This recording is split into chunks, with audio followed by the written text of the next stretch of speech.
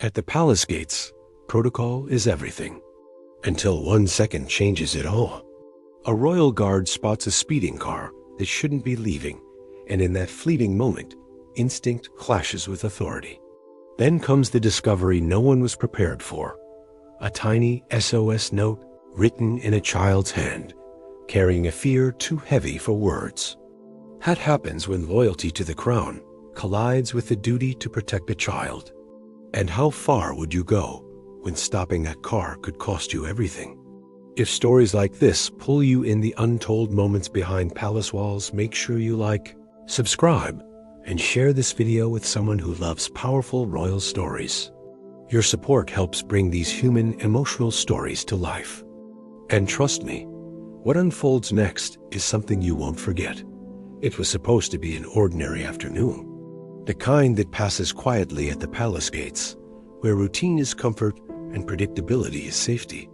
The sky over London hung pale and still, the sort of calm that makes guards straighten their backs without thinking. Tourists snapped photos. Staff vehicles moved in and out at scheduled times. Everything followed a rhythm older than memory itself. Everything until it didn't. The royal guard on duty that day had stood at that gate hundreds of times before. He knew the sound of approved engines, the pace of authorized departures, the subtle difference between urgency and panic. Experience teaches you that danger rarely announces itself loudly. It slips in disguised as normal. So when the dark vehicle rolled toward the exit faster than protocol allowed, his body reacted before his mind fully caught up. Too fast, too early, and no clearance logged. For a split second, training screamed at him to stand firm and signal the vehicle to slow. For another split second, instinct whispered something colder and far more unsettling. This isn't right. The car didn't slow. If anything, it accelerated. Tourists gasped. One stepped backward. A palisade turned sharply, confusion flashing across her face. Radios crackled, but protocol takes time, and time was suddenly a luxury no one had. The guard raised his hand, palm out, the universal signal to stop. The driver didn't respond. That was the moment. The moment every guard is trained for, but hopes never comes. He stepped forward. Metal met authority. Power met responsibility. The car screeched as brakes slammed down, stopping just feet from the gate line. Silence followed, thick and heavy, like the palace itself was holding its breath. The guard's heart pounded not from fear, but from the weight of what he had just done. Stopping a moving vehicle without clearance was no small thing. Doing so at a royal exit? That could end a career. But something still felt wrong. As protocol demanded, he approached the driver's side slowly, eyes scanning every angle. The driver's hands were visible, trembling just enough to notice. Sweat beaded along the man's temple, despite the mild weather. "Exit the vehicle," the guard said evenly. The driver hesitated, just a fraction too long. And that hesitation changed everything. As the door opened, a soft movement caught the guard's eye, barely visible through the rear window. A shadow, a small shift. Then something pressed briefly against the glass. A piece of paper, folded, white, small. The guard's breath caught. Children weren't supposed to be in that vehicle. At least, not according to the departure log. And certainly not without additional escort. He circled the car, movements controlled, measured. The rear door remained locked. Inside, sitting far too still, was a young girl, Princess Charlotte. Her face was calm in the way children become when they reach trying very hard not to cry. Her hands rested in her lap, fingers clenched together. But it was her eyes that stopped him cold. They weren't curious. They weren't distracted. They were asking for help. When the door finally opened, palisades rushed forward, voices overlapping, explanations tumbling out too quickly to make sense. Scheduling errors, miscommunication, a last-minute change. All perfectly reasonable. All completely hollow. As Charlotte stepped out, she brushed past the guard, and something slipped into his gloved hand. Paper, folded tight. No one noticed, no one except him. Protocol said to hand it over immediately. Protocol said not to read. Protocol said this wasn't his place. But Protocol had already failed once today.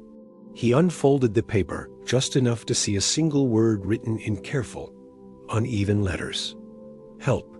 Below it, smaller. Please don't tell. The world didn't stop, but something inside him did. Guards are trained to read situations, not emotions. To respond to threats, not feelings. But this wasn't theoretical. This wasn't distant. This was a child asking for help in the only way she could. Charlotte was guided away gently, a smile carefully arranged for any watching eyes. She didn't look back. Children learn early when silence is safer. The guard stood there, the note hidden in his palm, mind racing through consequences faster than any speeding car. If he reported it and it was nothing, he'd be accused of overstepping, of misinterpreting a child's imagination, of creating problems where none existed. If he ignored it, he didn't finish that thought. Inside the palace, power doesn't always raise its voice. Sometimes it whispers. Sometimes it hides behind tradition, hierarchy, and the assumption that everything is under control. But what if it isn't? If the greatest danger isn't outside the gates, but already inside them? The guard turned slightly, watching Charlotte disappear down the corridor, swallowed by marble walls and quiet footsteps. His duty had always been clear: protect the crown. But today, a different duty pressed heavier on his chest: protect the child. Radios crackled again. Orders resumed. The palace returned to motion, as if nothing had happened. On the surface, it was another flawless royal afternoon. But beneath it, something had shifted. A question lingered in the air, unanswered and uncomfortable. Why was that car rushing to leave? Why was a child trying so desperately to communicate? And who, exactly, was she afraid of? The guard folded the note once more, tucking it safely where no one would think to look. His expression remained neutral, his posture perfect. But his loyalty had just been tested in a way no training manual could prepare him for. And this was only the beginning. The palace looked the same as it always did that evening: polished floors, soft lighting, voices lowered out of habit rather than necessity. From the outside, nothing had changed. But for the guard who now stood watch inside the perimeter, everything felt different. The folded note sat like a weight against his chest. He had carried secrets before. Every royal guard had. You see things, you hear things, you learn when to forget. But this was not a rumor overheard in a corridor or a raised voice behind a closed door. This was a child's handwriting. He replayed the moment again and again in his mind. Charlotte's eyes. Not frightened in a dramatic way, not tearful, just alert, careful, as if she already knew how dangerous honesty could be. That alone unsettled him. Children of privilege are often sheltered from fear. They're protected by layers of staff, schedules, and smiles. When a child learns restraint that young, it rarely comes from imagination. It comes from observation. The guard waited until his shift rotation brought him briefly out of sight. A narrow service corridor. No cameras. Just stone walls that had held secrets for centuries. Only then did he unfold the paper fully. The note was small, torn from something ordinary. Maybe a notebook. Maybe a book meant for lessons or drawing. The words were written slowly, carefully, like Charlotte had taken great effort not to be seen. I don't feel safe. Please stop the car. No dramatic language. No explanation. Just truth. His throat tightened. This wasn't a tantrum. This wasn't confusion. Children don't ask strangers to stop cars unless they believe the car itself is the problem, or where it is going. He looked back toward the main corridor, half expecting someone to be watching him already. But the palace moved on its own rhythm, indifferent to one man standing still with a piece of paper. He had a choice now, one that no protocol manual covered. Reporting it up the chain meant handing it to someone who might dismiss it. Or worse, bury it. Keeping it meant personal risk. Guards were not meant to interpret royal family matters. They were meant to obey. But obedience, he realized, had limits. He began discreetly asking questions. Nothing direct. Nothing that could be traced back to him. Guards learn how to speak without saying anything at all. The vehicle, he learned, had not been part of the original departure plan. The schedule had been altered less than an hour before exit. The escort detail was thinner than usual. And the destination? Vague, unusually vague.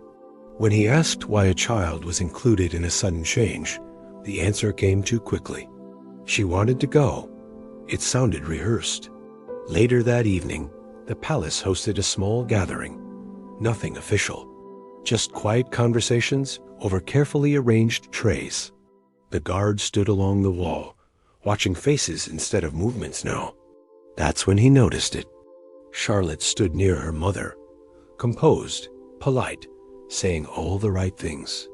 But her fingers kept twisting together, over and over. A small habit easily overlooked. Every time a certain aide moved closer, her shoulders stiffened. Every time a certain name was mentioned, her smile faltered just slightly, barely enough for anyone else to notice. But the guard noticed. He wasn't looking for threats anymore. He was looking for patterns. Later, as the gathering thinned, Charlotte passed him again. This time, she didn't hand him anything. She didn't speak. She just looked up at him and nodded. Not a thank you, a confirmation. She knew he had read it. That nod did something dangerous. It made the situation real in a way no note ever could. A child doesn't place trust lightly. When they do, it's because they feel they have no other choice. That night, the guard didn't sleep. He thought about history, about how often danger in royal stories came from outside the walls, intruders, attackers, crowds, rarely from within. And yet, history also taught something else. The greatest threats often hide behind familiarity. He reviewed what he knew. Who had authority to reroute a vehicle that quickly? Who had access without question? Who could move freely without leaving obvious traces? The list was shorter than it should have been. One name stood out, not because of cruelty, not because of reputation, but because of access. Unlimited access is rarely questioned. That's what makes it powerful. The guard finally did what every instinct told him not to do. He documented everything: times, observations, behaviors. The note itself carefully photographed, then returned to its hiding place. He didn't share it yet. He needed leverage before truth. Because once truth is spoken in places like this, it can never be taken back. The following day, another departure was scheduled. Routine, approved, logged. Charlotte was listed again. The guard felt a chill that had nothing to do with the weather. This time, he positioned himself closer.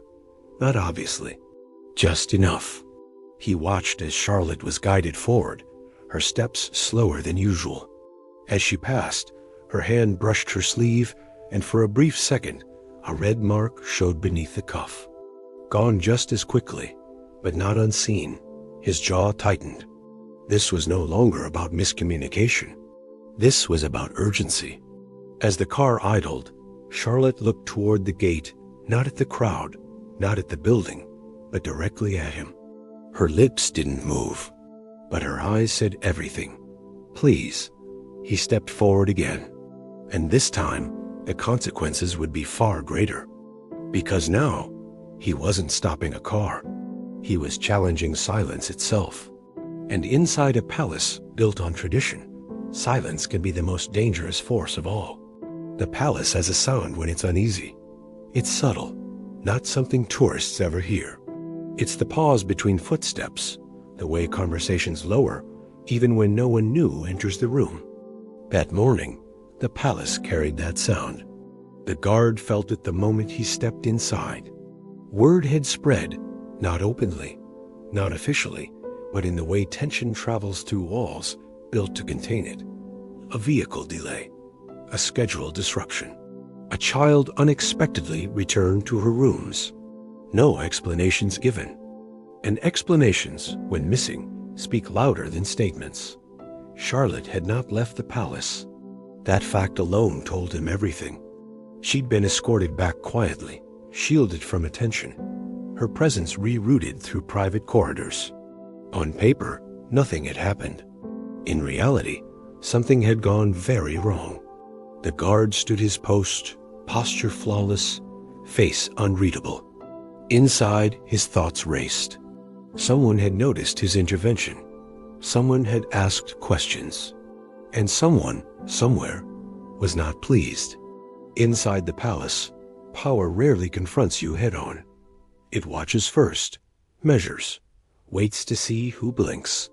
By mid-morning, the guard was summoned. Not formally, not urgently, casually. That was what made it dangerous. The room he was led into was small, elegant, deliberately non-threatening.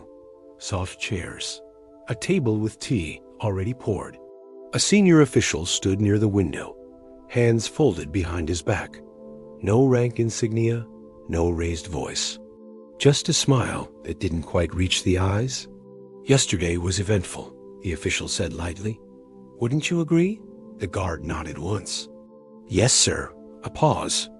We value initiative here, the man continued. But we value discretion even more. There it was. The warning without accusation. The reminder without instruction. The guard chose his words carefully. My actions were in line with security assessment. Of course, the official replied smoothly. And the situation has been handled. That word echoed in the guard's mind long after he was dismissed. Handled how? He returned to his post, acutely aware now of eyes that hadn't been there before. Staff lingering. Aides pausing conversations when he passed. Nothing obvious. Nothing reportable. Just pressure. Charlotte remained out of sight for the rest of the day. When she finally appeared that evening, it was brief. A controlled moment. A walk with her parents through a private wing. She looked composed, dressed impeccably, every inch the princess the public adored. But something was missing. The spark. Children bounce back quickly, unless what frightened them is still nearby. As she passed the guard, her gaze dropped this time. Not in fear, in caution. That hurt more than fear ever could. Later that night, raised voices carried through a corridor not meant to amplify sound. The guard wasn't close enough to hear words clearly, but emotion doesn't require clarity. Anger, frustration, restraint stretched thin. He caught fragments. This cannot become public. She's just a child. We decide what's best. Power speaking to itself. The guard realized then that the conflict was no longer about safety alone. It was about control. About who had the right to decide what a child felt, feared, or remembered. Silence in places like this wasn't accidental. It was enforced. The following day, an internal meeting took place, not officially announced, not minuted. Those meetings mattered most. After it ended, the atmosphere shifted again. More guarded, more rigid. Charlotte's schedule changed. Her movements became tighter, more supervised. Smiles were encouraged, privacy reduced, protection disguised as care. But protection that ignores a child's voice becomes something else entirely. A guard found himself wrestling with a truth that felt almost heretical in a place like this. That if the danger wasn't one person, what if it was the system itself? A system that smoothed over discomfort, that explained away fear, that believed tradition was safer than listening. He considered going higher, much higher. But in royal structures, higher doesn't always mean safer. Sometimes it simply means quieter. And then, something unexpected happened. Late one evening, a message reached him through an indirect channel. A fellow guard he trusted, someone who'd served longer than most. "Be careful," the message said. "You're being discussed, not reprimanded. Discussed." That meant uncertainty, debate, division, which meant opportunity. The guard made a decision that night. If the system wouldn't listen to him, he would make it listen to her. He didn't confront. He didn't accuse. He did something far more dangerous. He waited, watched, recorded. Patterns became clearer with time. Certain aids always present. Certain routes always avoided. Certain expressions carefully managed. Charlotte wasn't being harmed openly. She was being controlled. And control, especially over a child, leaves marks no one photographs. One afternoon, as she passed him again, Charlotte dropped something. A small ribbon. Ordinary. Childish. He picked it up, knelt, and handed it back. Their eyes met. This time she whispered so softly it barely existed. "Thank you for stopping." That was all. 2 words. But they carried the weight of everything she couldn't say. That was the moment the guard understood something critical. This wasn't about uncovering a villain. This was about choosing courage in a place that rewards silence. Soon, he knew, someone would force a conclusion. Either the palace would close ranks, or the truth would find a way out. And when it did, it would not be gentle. Because protecting a child sometimes means standing against everything built to look untouchable. And tomorrow, a final decision would be made. One that would change more than schedules. It would change trust itself. The palace woke that morning pretending nothing was wrong. Sunlight spilled across the courtyards. Flags hung still. Staff moved with the same practiced grace they always had. To anyone watching from the outside, it was another flawless royal day. But inside, decisions were being made. Quiet ones.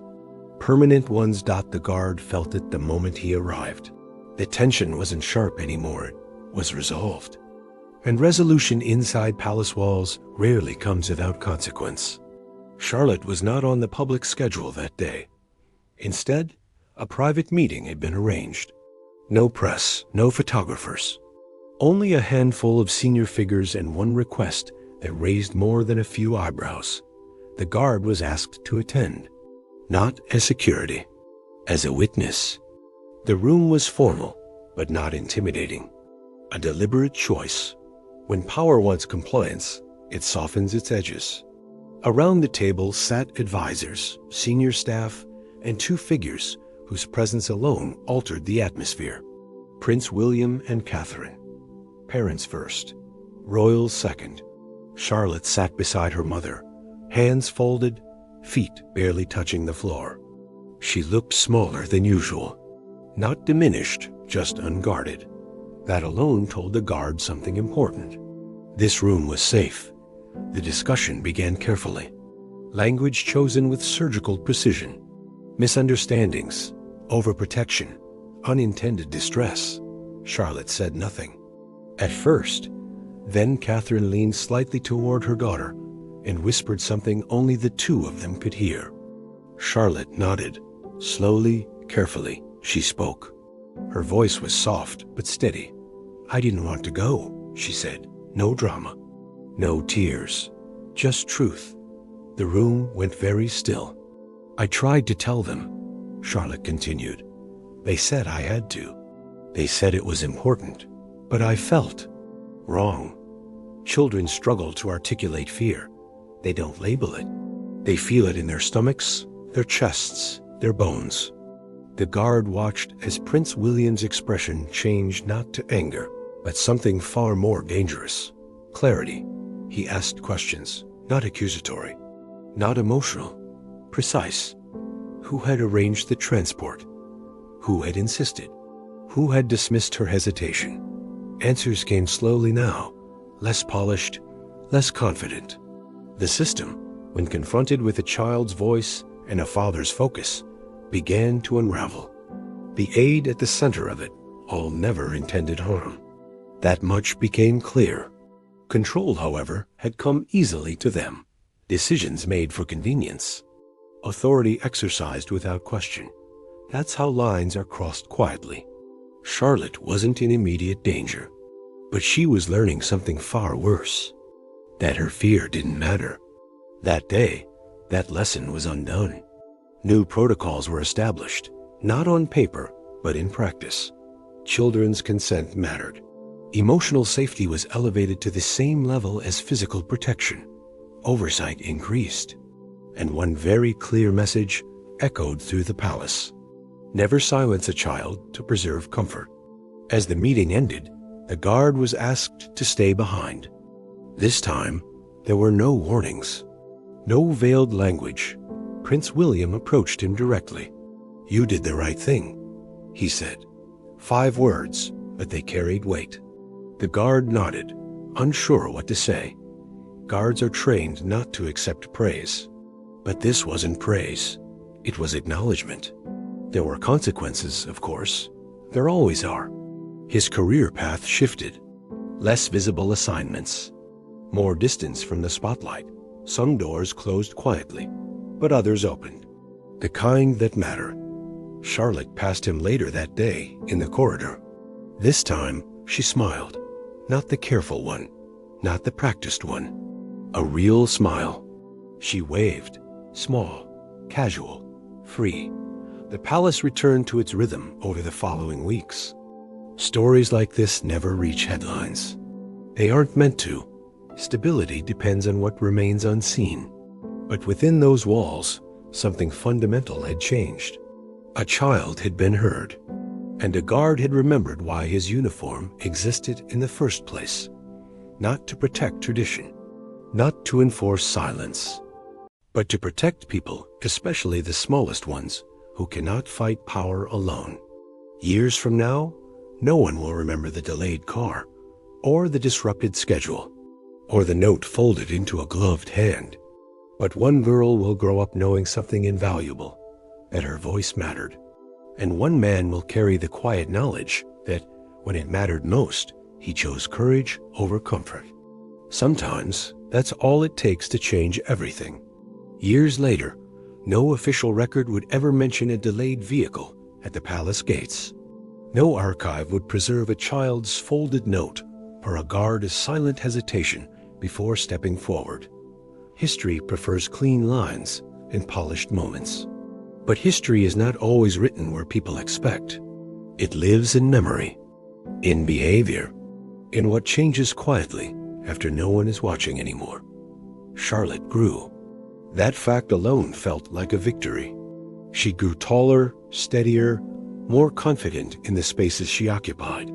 She learned early the weight of her name, but she also learned something far more important, that fear was not something to be ignored or hidden to make others comfortable. Those closest to her noticed it first. She asked questions, direct ones. He expressed discomfort without apology. She trusted her instincts. When schedules shifted or plans changed suddenly, she no longer folded inward. She spoke, sometimes gently, sometimes firmly, and people listened, not because she was a princess, but because someone once had listened when it mattered most. The guard, meanwhile, faded into the background exactly as expected. Public-facing assignments gave way to quieter roles: training, oversight, evaluation. He became the man younger guards were paired with, not for prestige, but for wisdom. He notices things, they'd say. He cares. Care, in institutions built on tradition, is often underestimated, but it has a way of reshaping foundations. He never spoke about that day, not directly, not even to those he trusted most. Some moments are too sacred for repetition, but sometimes, during late shifts or quiet conversations, he would remind younger guards of one principle. Watch people, he'd say, not just threats. Years passed. The palace adapted in subtle ways. Language changed. Briefings evolved. Emotional welfare became something discussed openly, not as weakness, but as security. Children were no longer moved without explanation. Consent became standard. Oversight gained teeth. No press release announced these changes. They didn't need one. Those inside knew why. On one ordinary afternoon, long after the memory had softened into something less sharp, Charlotte crossed paths with the guard again. She was older now, confident, carrying books instead of toys. She stopped. He didn't expect her to remember him. People like him blend into architecture. That's the point. But she smiled anyway.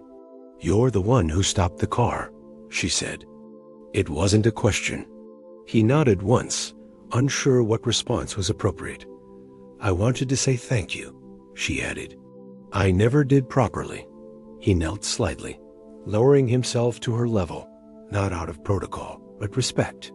"You are very brave," he replied. She thought about that for a moment. So were you. Children say truths adults often complicate. She walked away after that, light steps echoing softly down the corridor. The guard stood still long after she disappeared, the weight of those words settling somewhere deep and permanent. Bravery doesn't always look like action. Sometimes it looks like listening. Years later still, when Charlotte would speak publicly about compassion, about empathy, about paying attention to voices that go unheard, people would praise her maturity. They'd call it leadership. They wouldn't know where it started. But it had started there at a gate with a guard who chose to trust his instincts over his comfort. And somewhere inside the palace, the echo of that choice remained. In how questions were asked, and how children were treated, and how silence was no longer the default response to discomfort. The guard retired quietly. No ceremony, no speeches. Just a handshake and a nod from people who understood. On his final day, he walked past the gate one last time. Cars came and went. Schedules flowed. Tourists took photos. Everything looked the same. But it wasn't, because the measure of success in places like this is not whether nothing ever goes wrong. It's whether someone is willing to act when it does. That day, years ago, one man had done exactly that. And in doing so, he left behind something far more powerful than a rule change or a report. He left a legacy, not of authority, but of courage. And sometimes quietly, invisibly, that is how the world shifts.